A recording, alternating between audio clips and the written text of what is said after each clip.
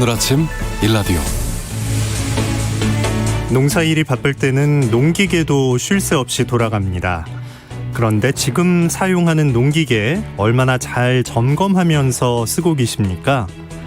일이 바쁘다 보면 안전점검에 소홀해지기 쉬운데요.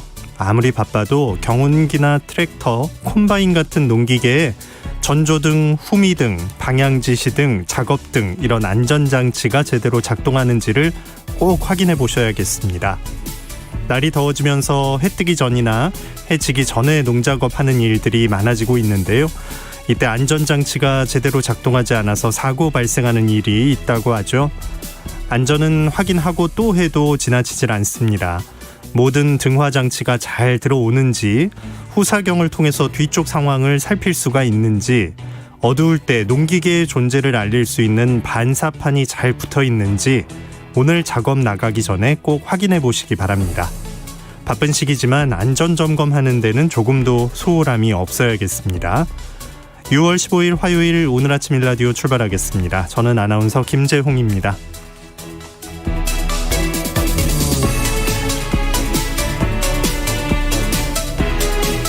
오늘 아침 일라디오 여러분과 함께 만들어갑니다.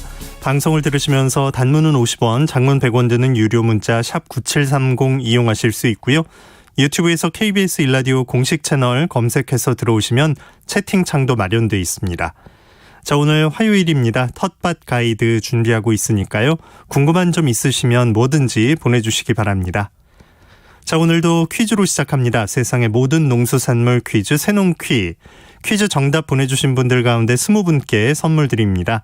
농촌진흥청에서 제공하는 웰빙 혼합 잡곡 세트, 경기 농촌 융복합 산업 인증 제품인 사과즙 세트, 모바일 커피 교환권 등 다양한 선물 드리고 있으니까요. 잘 들어보시고 정답 맞춰주시기 바랍니다. 이번 주 새농퀴 두 번째 힌트 지금 나갑니다.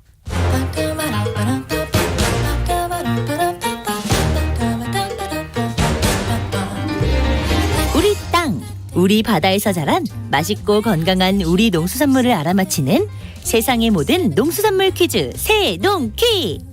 안녕하세요. 퀴즈 내는 성우 한희정입니다. 맛있는 잎채소 중에 근대라고 있잖아요. 쌈도 싸먹고 된장으로 국도 끓이면 얼마나 맛있게요. 그런데 이 근대의 뿌리가 바로 이번 주 정답인 이것입니다. 이것은 명화죽과 근대 속에 속하는 식물인데요. 잎을 먹기 위해 재배하면 근대라고 부르고 뿌리를 먹기 위해 재배하면 이것이라고 부릅니다. 그리고 당분 함량이 높아서 설탕의 원료가 되는 사탕무도 이것과 함께 근대 속에 속하죠. 붉은색 즙이 제법 많아서 물김치를 담거나 피클을 담글 때 이것을 사용하기도 하는데요. 식감 자체는 딱딱하고 아삭아삭한 편입니다. 생으로 먹어도 단맛이 강한 채소 중 하나인데 무와 비슷한 맛이 나죠? 그래서 흔히 이것을 빨간무라고 부르나 봅니다. 자, 이것은 무엇일까요? 정답 아시는 분들은 단문 50원, 장문 100원이 드는 유료 문자 샵 9730으로 보내주세요. 20분께 행운의 선물을 드립니다.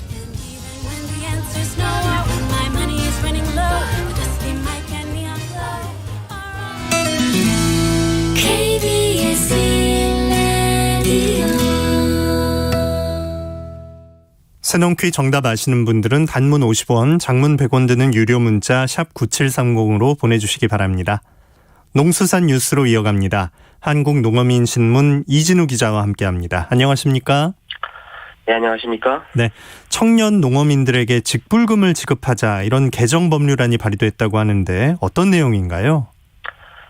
더불어민주당 소속의 장경태 의원이 최근에 농업농촌공익기능 정진 직불제 운영에 관한 법률 그리고 수산업 어촌 공익기능 정진을 위한 직불제 운영에 관한 법률 일부 개정안을 대표 발의했습니다. 농업 분야 공익직불제법 그리고 수산 분야 공익직불제법을 고쳐서 청년 농어업인들을 대상으로 일정 수준의 직불금을 지급하도록 하고 이를 통해서 영농과 영어에 보다 안정적으로 정착할 수 있도록 하자 이런 내용인데요. 지난 2018년부터 청년 농어민을 대상으로 영어 영농 정착에 도움이 되도록 정책 지원 사업이라는 걸 하고 있는데 이걸 법적으로 뒷받침하자 이런 뜻을 읽힙니다. 네. 청년의 범위는 어디까지인가요? 일단 두 개의 개정안에서는 청년에 대한 정의를 15세 이상 39세 이하로 지금 하면서 범위도 상당히 지금 넓혀놨다고 해야 할 것 같습니다. 통상 보통 보면 2030 그리고 40세까지 정도를 이제 청년으로 보는 시각이 많았는데 이것을 15세까지 적용하도록 했습니다. 물론 이 나이대의 사람들에게 모두 직불금을 주자는 것은 아니고요. 후계 농업 경영인이나 후계 어업 경영인 그리고 전업으로 하고 있는 농업이나 아니면 전업으로 하는 어업인으로 해서 농림축산식품부령과 해수부령을 정하는 요건에 해당하는 사람에게 직불금을 주자는 내용입니다. 반면 이 같은 요건에 해당하더라도 제외를 하자는 내용도 같이 함께 포함되어 있습니다. 네. 어떤 경우에 그럼 제외를 하자는 거죠? 농업 부분을 먼저 보면요. 농업 외의 종합소득 금액이 대통령령으로 정하는 금액 이상인 사람 그리고 요즘 논란이 많이 된 내용이기도 한데요. 농지법에 따라서 농지 처분 명령을 받은 사람 그리고 마지막으로 자기의 소유가 아닌 농지 등을 적법하지 않게 사용하는 사람 등은 제외하자 이런 내용이 있고요. 네. 수산 부분도 비슷한 내용인데 어업 외의 종합소득 금액이 대통령령으로 정한 금액 이상인 사람 그리고 어업 경영을 통한 수산물 연간 판매액이 120만 원 미만인 사람 그리고 1년 중에 60일 미만으로 어업에 종사하는 사람 등입니다. 그러니까 실제로 종사하는 청년들에게 직불금을 준다. 그래서 정착에 도움이 되도록 하자 이런 취지로군요. 그렇게 보면 될 것 같습니다. 그리고 지금 이루어지고 있는 청년을 대상으로 한 영농 영어 정책 지원 사업은 최장 3년으로 기간이 정해져 있는데요. 실제 농어촌에 정착하기 위해서는 이것보다 더 많은 시간이 걸린다는 지적이 높은 상황입니다. 그리고 또 발의된 개정 법률안에서도 구체적인 지급 단가와 지급 방법 등은 대통령령으로 정한다고 돼 있긴 합니다만 어쨌든 청년 농어민의 연령대를 15세부터 39세로까지 지금 확대해 놓은 개정안이다 보니까 이게 만약에 개정이 이루어진다면 수혜자는 늘어날 것으로 이렇게 기대가 되고 있습니다. 네. 자, 어선을 중개하는 업무를 하려면 어선 중개업 교육이란 걸 받아야 하도록 되어 있습니다. 관련해서 교육생을 모집한다고요? 그렇습니다. 원래 어선 중개업의 신규 교육 규모는 총 60명 정도로 예정이 되어 있는데요. 이게 7월과 9월에 각각 나눠서 이루어지는데 이에 대한 신규 교육을 받고 싶은 사람들에 대해서 이달 17일, 18일 이렇게 양일간 신청을 받습니다. 교육 신청은 어선 거래 시스템 누리집 포털에서 이렇게 검색을 하시면 되고요. 이 누리집을 통해서 신청을 하게 됩니다. 네. 60명이면 많지 않은 인원 같은데 선발은 어떤 식으로 이제 진행이 될까요? 기존에는 이게 선착순으로 해왔습니다. 그런데 이번부터는 선착순이 아니라 이틀 동안 일단 신청을 받고 난 다음에 신청자 전원을 대상으로 무작위 추첨을 통해서 교육생을 결정한다고 합니다. 네. 또 공정성을 담보하기 위해서 추첨 과정을 실시간으로 온라인으로 통해 공개한다고도 하는데요. 한편으로는 이게 또 대안이 될 수 있을지는 모르겠지만은 고령층들에 대한 불만들이 많았다고 합니다. 어쨌든 교육을 받으시고 싶으신 고령층이라고 하시면 자제분들을 통해서 신청할 수 있는 시간은 조금 더 급박하지 않게 좀 늘어날 것 같습니다. 네, 선착순은 아니니까 신청 기간 안에만 해놓으면 그다음에 이제 추첨 과정을 거친다는 거네요. 이 교육을 그렇습니다. 그러면 받고 나서 또 시험 같은 것도 봐야 하나요? 이게 중요하게 보셔야 될 부분들은 이제 자격증은 아니란 부분이고요. 일단 교육 과정은 3개 정도로 나눠져 있습니다. 예. 어선 중개업 교육은 제도 그리고 실무 그리고 마지막으로 지급 윤리 및 소비자 교육 등 3개 과목으로 이루어져 있는데요. 평가를 통해서 과목당 40점 이상 그리고 3개 과목의 평균이 60점 이상이 되면은 이수증이 부여가 됩니다. 근데 앞서 말씀드린 것처럼 이수증을 받는다고 해서 이게 자격증이 되는 것은 아니고요. 어선 중개업을 하기 위해서는 또 거래 과정에서 발생할 수 있는 위험을 회피하기 위한 조치, 예를 들어서 보정보험 가입 등과 같은 다른 제반 조건을 별도로 갖춰야 합니다. 그렇기 때문에 이수증이 자격증이라고 생각하시면 안 되고요. 또 또 이수정은 부여받은 날로부터 1년 이내에 어선 중개업을 등록하지 않을 경우에 효력이 또 상실되니까 이 점도 또 염두에 두시길 바랍니다. 네, 교육 과정에서 또 안내가 있겠죠. 네, 농수산 뉴스 한국농어민신문 이진우 기자였습니다. 고맙습니다. 감사합니다.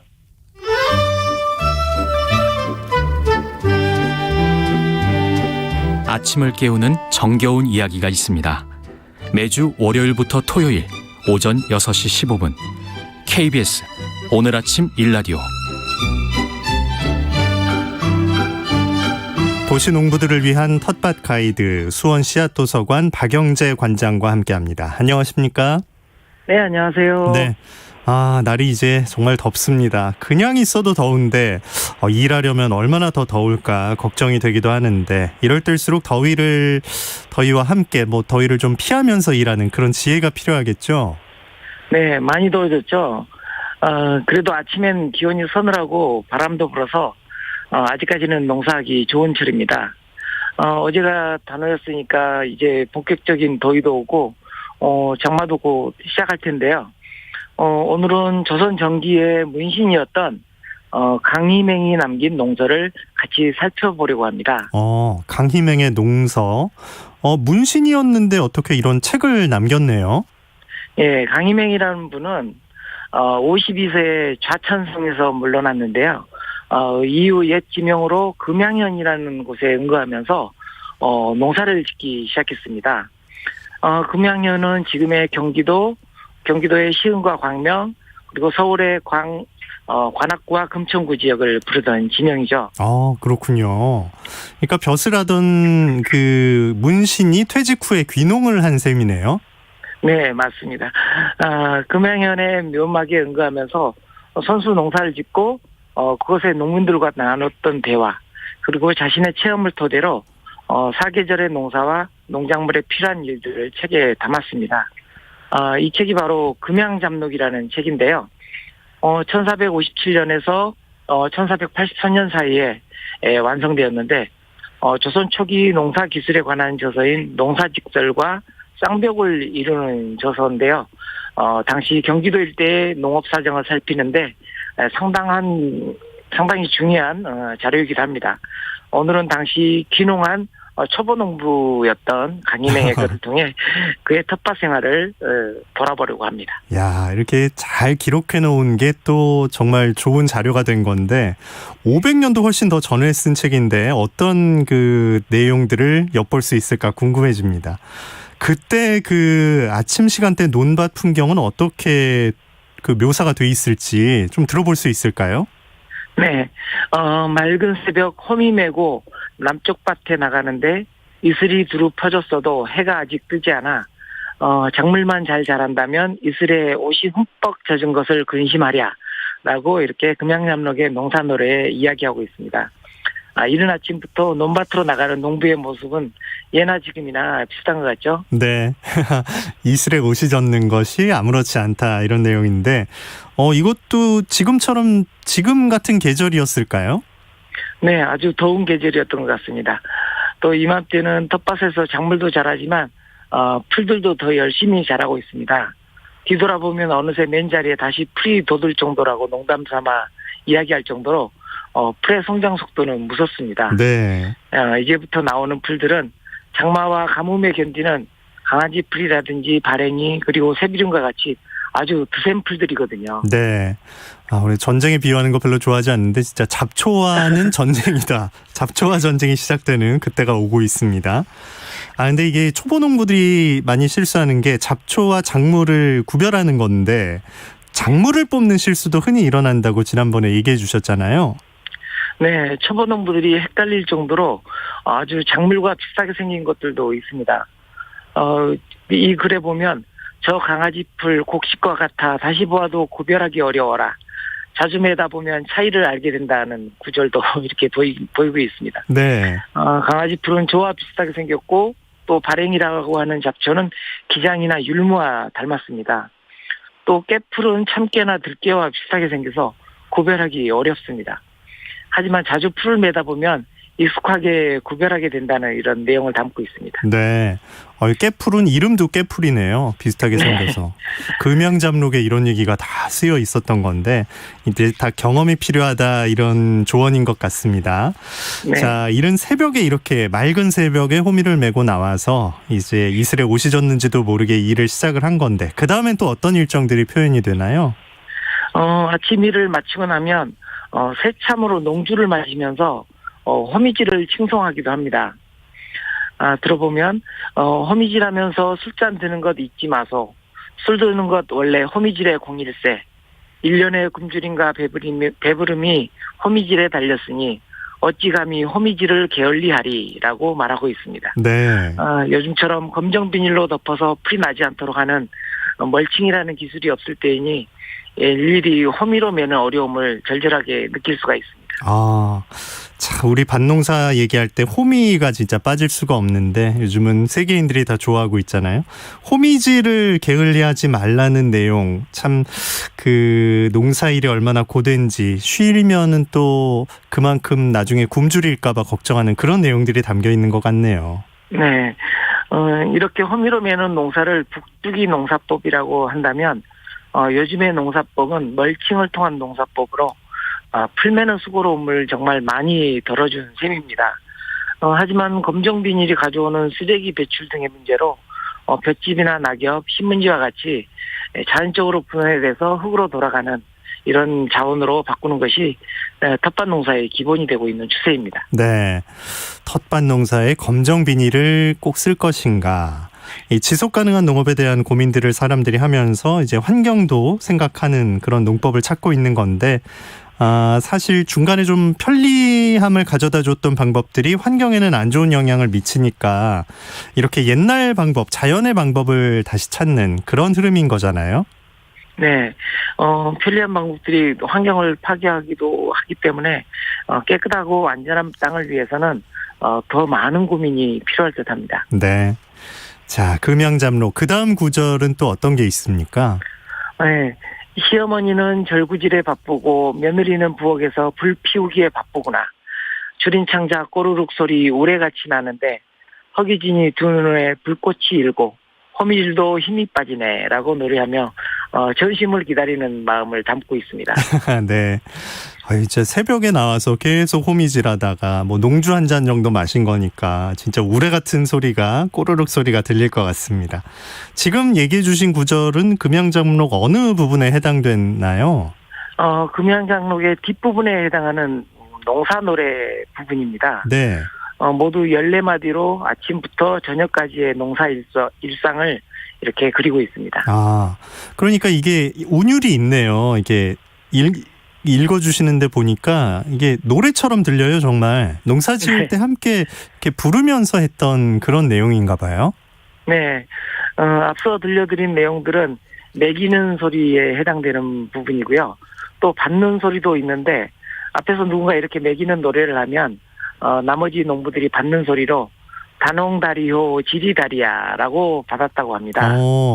야, 이 무슨 주문 같네요. 다농다리호 지리다리야. 이것도 뜻이 있나요? 네, 해석해 본다면 모든 농사 다 잘 되니 땅도 좋고 모두가 좋으시고 정도 이렇게 해석할 수 있을 것 같습니다. 네.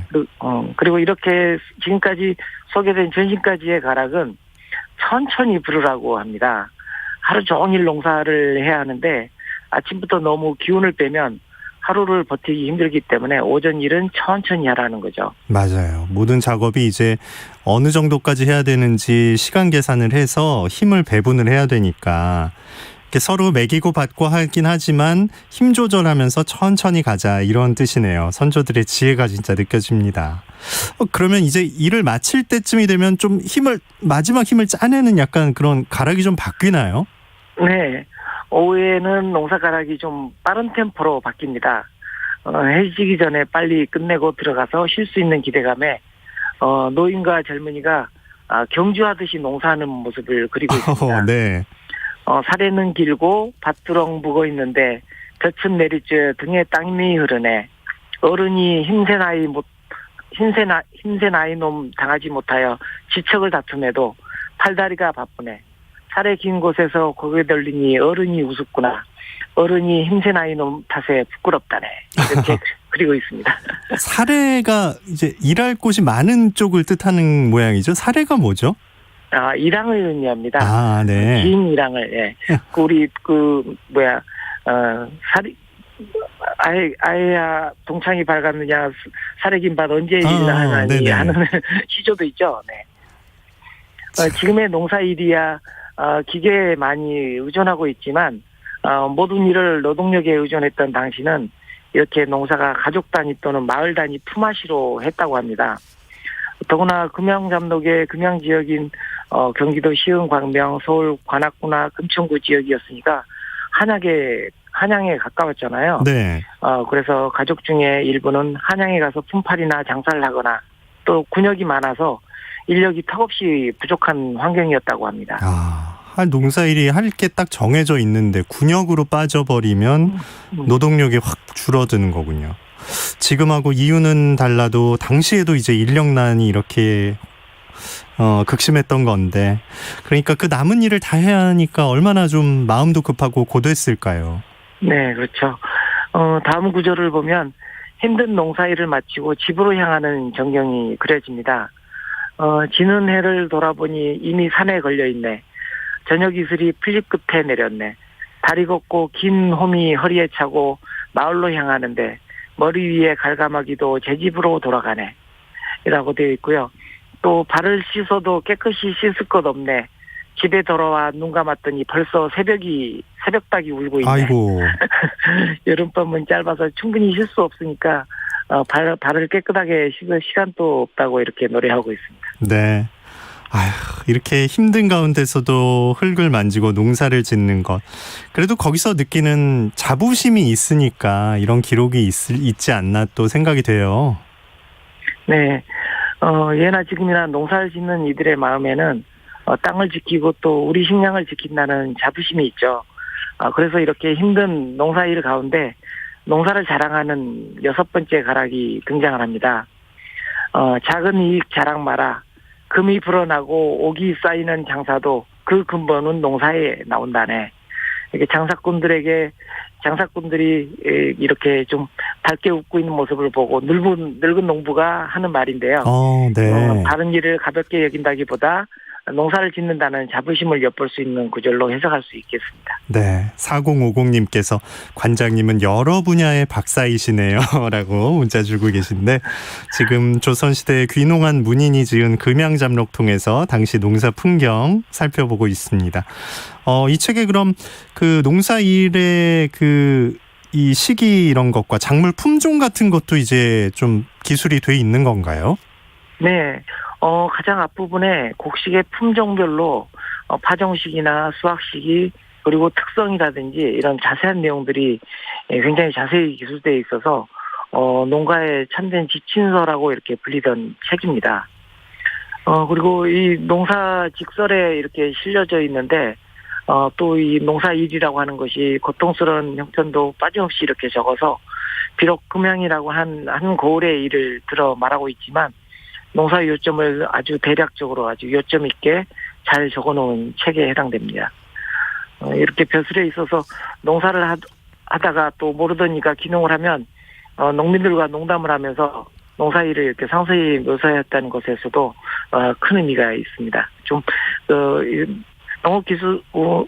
농업과학도서관에 가시면 PDF 파일로 이런 책들이 나와 있으니까 한번 챙겨서 보셨으면 좋겠습니다. 네. 할 일도 많으시겠지만 그래도 내가 틈틈이 착한 건 이번에 보겠다 하시면 금양잡록 선택해 보시면 좋을 것 같네요. 자, 청취자분들 이 문자 많이 보내주고 계신데 몇 가지 보겠습니다. 7327님 호미질 참 오랜만에 들어보네요. 4222님 어렸을 때 호미로 김 맬 때 생각나네요. 고향이 그리워지는 시간입니다 하셨습니다. 자, 이제 질문을 보자면 9646님께서 관장님 수고하십니다.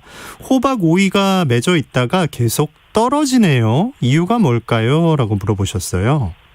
네. 호박이나 오이와 같은 닭과작물들은 한 그루에서 암꽃과 숫꽃이 이렇게 같이 피는 작물인데요. 수분이 원활하지 않으면 이게 꽃가루를 정확하게 날려서 이렇게 수분이 이루어지지 않으면 이렇게 수정이 안 돼서 결국 이렇게 낙과가 생기게 됩니다. 네. 아마 이제 여러 포기를 심었어도 이렇게 곤충이라든지 이런 것들이 매개 곤충들이 근처에 없으면 인위적으로 사람이 직접 이렇게 수분을 하는 작업들을 해주시는 것도 필요해 보입니다. 네. 3859님께서 안녕하세요. 텃밭 가이드로 많은 도움 받고 있습니다. 호박 주위로 파리떼가 많은데 퇴치 방법이 있을까요? 라고 물어보셨어요. 네, 호박 주변에 파리 중에서도 호박 과실파리라든지 이런 것들이 그 어린 호박의 알을 쓸어서 나중에 호박을 상하게 하는데요. 네. 이런 곳에서는 그 끈끈이라고 하는 게 있습니다. 그래서 노란색으로 되어 있는 그 포집용 그런 자재인데요. 농업 자재인데 그런 것들을 군데군데 이렇게 설치해 주시면 파리가 이 끈끈이에 붙어서 이렇게 잡을 수가 있습니다. 네. 자, 김옥준님께서 관장님 고추는 첫 열매를 따줘야 한다는 말이 있던데요. 이거 꼭 따줘야 하나요? 라고 물어보셨어요. 네. 처음에 고추가 자라면서 가지를 벌린 그 사이를 이제 방아다리라고 하는데요. 네. 이 방아다리에 고추가 처음 달리게 됩니다. 근데 이 방아다리가 달린 고추를 성장시키려고 하면 초기에 이렇게 고추가 좀 성장하는데 방해가 되기 때문에 처음에 달리는 고추는 이렇게 따주는 것이 좋습니다. 네, 알겠습니다. 텃밭 가이드 수원 씨앗도서관 박영재 관장과 함께했습니다. 고맙습니다. 네, 감사합니다.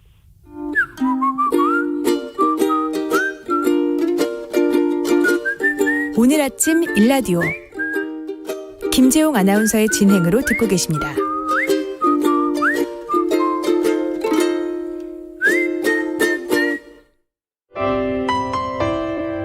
네, 안녕하세요. 저는 서울 경기 철원 일대에서 아버지와 함께 4월부터 7월까지 계약 시기별로 이동 양봉을 하고 있는 좋은 꿀, 건강한 마음을 담아가고 있는 꿀청년 꿀건다 온강효입니다. 아버지께서는 좀 오랫동안 양봉을 하고 계셔서 아버지께서 하시던 일이 그 노력에 비해서 저평가된다는 생각에 이렇게 저희 농가만의 브랜드를 만들게 되었습니다. 네.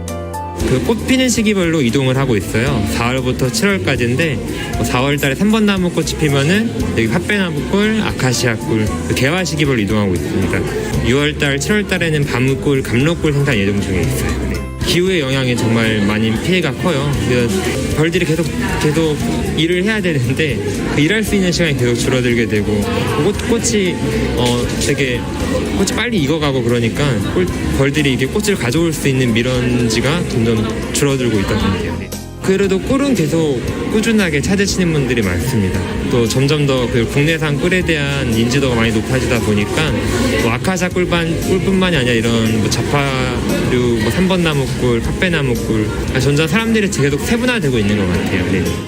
장터에 나가게 되거나 꿀을 판매하다 보니까 사람들이 이 국산 꿀에 대한 믿음이 조금 오래전에 이런 서양 꿀이나 조금 품질이 안 좋은 꿀, 가짜 꿀에 대한 인식 때문에 이게 진짜 꿀인지에 대해서 많이 여쭤보더라고요. 그래서 처음 시작은 정말 좋은 꿀 생산해서 국내에서도 좋은 꿀이 생산된다는 걸 알려나가고자 하는 그런 큰 사명감을 가지고 있고 좀 더 그런 좋은 미런지를 찾아다니면서 다양한 꿀을 생산하고 소비자들에게도 이렇게 국내에서도 좋은 꿀이 생산된다는 것을 알려나가기 위해서 힘을 쓰고 있습니다.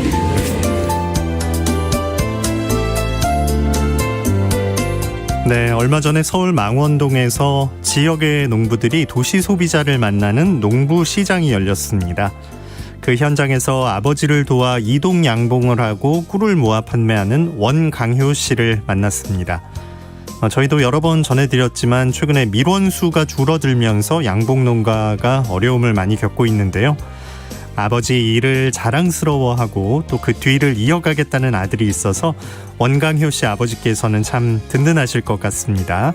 좋은 꿀을 모으고 그 꿀을 더 많은 소비자에게 전하고 싶다는 젊은 꿀 농부 원강효 씨의 바람 꼭 이루어지기를 저희도 함께 응원하겠습니다. 날씨 알아봅니다. 밤사이에 더워서 뒤척인 분들 많으실 텐데요. 오늘 비가 내리면서 대부분 지역이 어제보다 2도에서 5도가량 낮겠습니다. 지금 수도권 일부 지역, 충남, 강원, 경북 지역에 비가 조금씩 내리고 있는데요. 오전에 전국 대부분 지방으로 비가 확대되겠습니다. 특히 제주에는 오후부터 밤 사이에 시간당 20mm 넘는 강한 비가 예상됩니다. 수도권은 오후에 비가 그치겠고요. 충청 지방은 밤에 모두 그치겠지만 강원 영동과 남부지방 그리고 제주는 내일까지 비가 이어질 거라고 합니다. 농가에서는 피해 없도록 대비하시기 바랍니다. 오늘 아침 일라디오 함께하고 계십니다. 지금 시각 6시 45분입니다.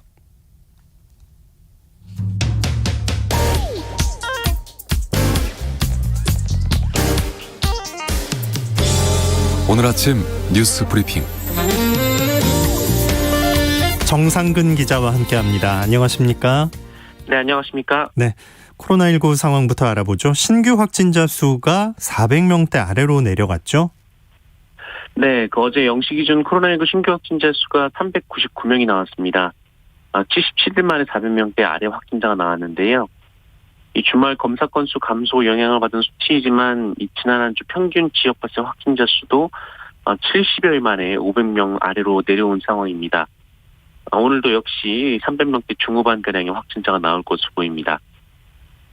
이 백신 접종과 관련해서 정부는 이 백신 접종 목표를 상반기 1,200만 명 접종으로 세웠다가 1,300만 명으로 목표치를 올린 바 있는데요. 이번 주 안에 그 목표치를 채우고 이번 달 중으로 최대 1,400만 명 접종까지 가능할 것으로 보입니다. 그리고 오늘부터는 상반기 우선 접종 대상이었던 30세 미만 경찰, 소방 등 사회 필수 인력과 유치원 교사 등 이 돌봄 인력 등 20만 명에 대한 화이자 백신 접종도 시작이 됩니다. 네. 자, 어제 광주 재개발구역 건물 붕괴 사고 희생자의 마지막 장례 절차가 있었죠? 네. 학교에 가겠다며 집을 나선 17살 외동아들은 이 건물이 무너지는 황망한 사고로 집으로 돌아오지 못하고 어제 발인식을 마지막으로 먼 길을 떠났습니다. 이렇게 이번 참사로 인한 희생자 9명에 대한 장례 절차가 모두 마무리됐는데요. 하지만 합동분향소에 많은 시민들이 찾아서 이 수사당국의 철저한 원인 규명을 촉구하고 있습니다. 이 수사도 계속 이어지고 있는데요. 특히 경찰은 이 건물이 무너지는 것을 막기 위해 외벽에 연결해 놓은 쇠줄이 사고 당시 끊어져 있던 사실을 확인했습니다. 그리고 이런 작업 상황을 감독해야 할 감리자는 사고 당일 현장에 없었는데요. 이 감리자를 상주시키면 인원과 시간에 따라 비용을 지불해야 되는데 이 철거 현장 대부분이 비용 절감을 목적으로 이런 비상주 감리를 택하고 있는 것이 현실입니다. 네. 또한 이 조폭 연루설도 불거졌는데요. 이 재개발 사업 공사 수주 과정에서 이 조직폭력배 출신 A 씨가 개입했다라는 의혹입니다. 이 A 씨는 시공사와 철거업체 선정 등 각종 이권에 개입했다는 의심을 받고 있습니다만, 이 재개발 조합 측은 이 A 씨의 출신이나 역할에 대해서는 모른다라고 주장한 상황입니다. 네. 또 한 명의 택배 노동자가 쓰러졌어요. 네, 이 택배 노조가 현재 파업 중에 있는데요. 이 택배 노동자들에 잇따라 과로사하자 이 노사정에 모여서 대책을 논의했고, 현재 택배 노동자들이 떠맡고 있는 택배 분류 작업을 택배사가 책임지기로 합의를 했었습니다. 하지만 이를 명목으로 택배비까지 올린 택배사도 있는데, 이 정작 분류 인력 투입을 미루자고 주장하면서 다시 택배 노동자들이 파업을 하고 있는 상황입니다. 네. 그리고 그제 새벽 이 경기도에서 이 롯데 글로벌 로지스 소속의 택배 기사로 일하던 47살 A 씨가 의식을 잃고 쓰러져서 긴급 수술을 받았습니다. 진단명은 다발성 뇌출혈인데요. 의식을 회복하지 못하고 중환자실에서 치료를 받고 있습니다. 노조와 가족들은 고인이 월 6,000개, 하루 250개씩 택배 배송을 맡으면서 많게는 주 평균 93시간씩 일해왔다라고 주장했습니다. 그나마 이곳은 지난 3월부터 택배기사 2.5명당 아르바이트 인력 1명이 분류작업 지원에 투입이 됐지만 쏟아지는 택배 물량을 소화하기에 부족해 이 주 평균 80시간 넘게 일한다라고 주장하고 있습니다. 반면 롯데 측은 올해 들어 5월까지 A씨의 평균 하루 배송 물량은 205개 정도이고, 또 최근에는 택배 파업으로 하루 평균 21개쯤 배송을 했다면서 과로와 거리가 멀다라고 주장하고 있습니다. 네. 우체국 택배 노조원들은 점거 농성에 돌입했죠? 네, 이 민주노총 서비스연맹 전국 택배노동조합 소속 우체국 택배 노동자들이 어제 서울 여의도 포스트타워 1층 로비에서 점거 농성에 돌입했습니다. 갈등의 핵심은 다른 택배회사와 마찬가지로 분류 인력 문제인데요. 이 노조 측은 우정사업본부가 분류 작업을 이 개별 노동자에게 전가하지 않기도 한 이 사회적 합의기구 약속을 지키지 않고 있다고 비판하고 있습니다. 또 이 택배노조가 배송을 거부하자 이 해당 업무에 집배원을 투입하기로 한 것은 노조를 무력화할 목적이라며 반발하고 있습니다. 한편 이 택배 기사들을 고용하고 있는 택배 대리점들의 모임인 이 택배 대리점 연합회도 업무를 중단하겠다라고 경고를 했습니다. 이 대리점들은 택배 노조의 총파업에 반대를 하면서도 택배사에게도 분류 작업 인력 투입 시기를 명확히 하라라고 요구했습니다. 네. 자, 국민의힘 이준석 대표는 어제 대전과 광주를 찾았었군요. 네, 이 이준석 대표는 어제 오전 이 서해 수호 희생 장면들의 넋을 기리기 위해 동작동 현충원이 아니라 이 대전 국립현충원을 방문했습니다. 이 자리에서 이준석 대표는 국가를 위해 희생한 분들께 흡족할 만한 이 합당한 대우를 하는 게 중요하다라고 밝혔습니다. 또한 보수 정당으로서 안보에 대한 언급은 많이 했지만 이 보훈 문제나 여러 사건 사고의 처리에 관해서 적극적이지 못했던 면이 있다라고도 말했습니다. 또 어제 오후에는 광주를 찾아서 이 합동 4구역 철거 현장 붕괴 사고 희생자 합동 분향소를 조문했는데요. 이후에 기자들과 만나서 5.18에 대해 처음으로 언급을 했습니다. 이준석 대표는 5.18 이후 태어난 첫 세대의 대표로서 광주의 아픈 역사에 공감한다며 이 광주 시민들의 마음을 아프게 하는 일은 없을 것이다라고 말했습니다. 네. 세월호 특검이 대검찰청을 압수수색했다고요? 네. 세월호 참사 증거 조작 의혹을 수사 중인 이현주 특별검사팀이 어제 대검찰청을 압수수색했습니다. 이 세월호의 CCTV 격인 이 DVR 수거와 관련된 영상, 지시 계획 보고, 전자정보 등 이 관련 자료를 확보하기 위해서라고 하고요. 압수수색 장소는 대검 통합 디지털 증거관리 시스템 서버였습니다. 네. 이 지난달 13일 출범한 특검은 이 사회적 참사 특별조사위원회 등으로부터 약 800여 건 분량의 기록과 이 40여 테라바이트의 전자정보 자료를 입수해서 검토 중에 있고요. 이 대검을 비롯해 해군, 해경 등을 압수수색해 이 확보한 증거물을 분석 중에 있습니다. 하지만 이 시간이 길지 않은데요. 이 특검의 수사 기간은 다음 달 11일까지로 한 달이 채 안 남았고요. 또 필요한 경우 대통령의 승인을 받아 30일 연장할 수는 있습니다. 그리고 현재까지 입건된 이 피의자는 아직 없는 상황입니다. 네. 자, 회사의 부당한 업무 지시 등을 견디다 못해서 40대 여성이 극단적 선택을 한 일이 있군요. 네. 이 지난 4월 이 하청 건설업체 소속으로 이 포항제철소에서 일을 시작한 48살 김모 씨는 이 화재감시원으로 입사를 했습니다. 그런데 입사 일주일도 안 돼서 감당하기 힘든 지시가 내려왔는데요. 이 현장 관리자 2명이 이 무거운 쇠파이프 100개를 옮기라라고 지시를 하거나 또 폭언까지 일삼았다라는 겁니다. 또 현장 노동자 10여 명 중 유일한 여성인 김 씨는 이 성희롱에도 노출이 됐었다라고 하는데요. 결국 김 씨가 이 노동조합의 피해 사실을 신고했고 곧바로 사측의 조사가 시작이 됐습니다. 그런데 정작 이 가해자들은 이 김 씨를 앞에 두고 자기가 언제 그랬냐라면서 또 거세게 또 반발을 하기도 했습니다.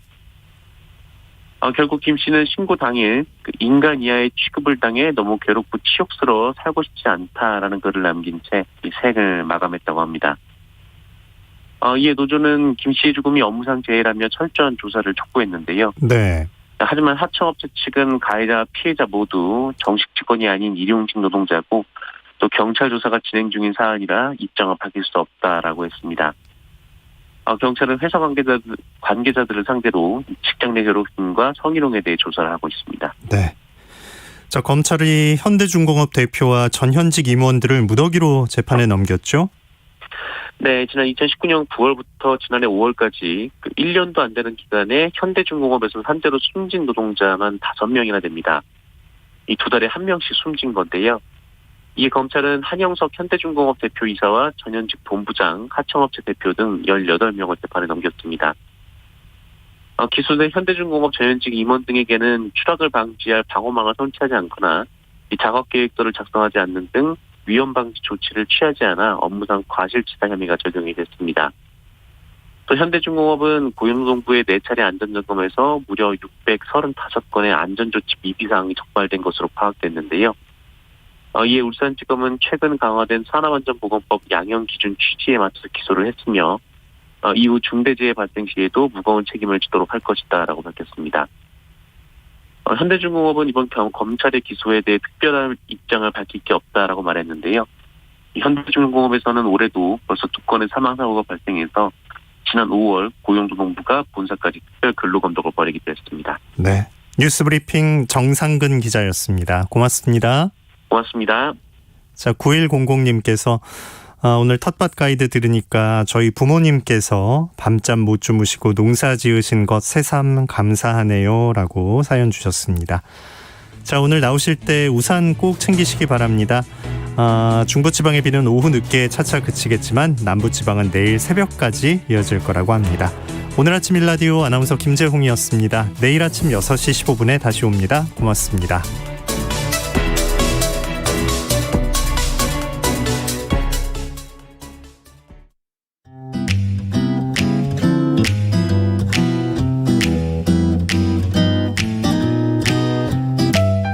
안녕하세요. 바른말 고운말입니다. 예전에는 자녀를 열어두었다고 하면 집안